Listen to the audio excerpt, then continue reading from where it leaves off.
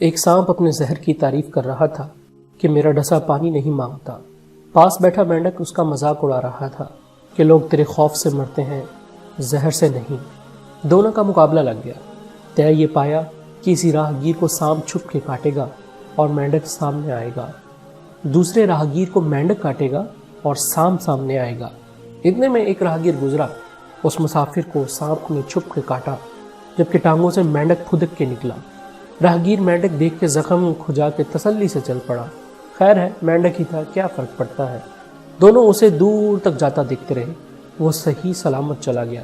دوسرے راہگیر کو مینڈک نے چھپ کے کاٹا اور سانپ پھن پھیلا کے سامنے آ گیا۔ مسافر دہشت سے فوری مر گیا۔ دنیا میں ہر روز ہزاروں افراد مرتے ہیں جن کو دیگر امراض ہوتے ہیں یا کوئی بھی مرض نہیں ہوتا، جبکہ کورونا کی شرح اموات کچھ بھی نہیں ہے۔ البتہ اپنی حفاظت ضرور کرنی چاہیے۔ پہلے اونٹنی کو باندھنا چاہیے، اس کے بعد خدا کے سپرد کر دینا چاہیے۔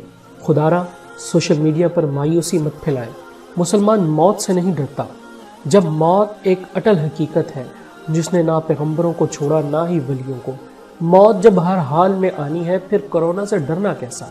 احتیاط لازم ہے، کریں، لیکن خوف کو خود سے الگ کر دیں۔ خوف اور مایوسی سے انسان کی قوت مدافعت ختم ہو جاتی ہے، جو کسی بھی بیماری سے لڑنے کے لیے بہت ضروری ہوتی ہے۔ کورونا کے ہزاروں مریض صحت یاب ہو چکے ہیں اور ہو رہے ہیں۔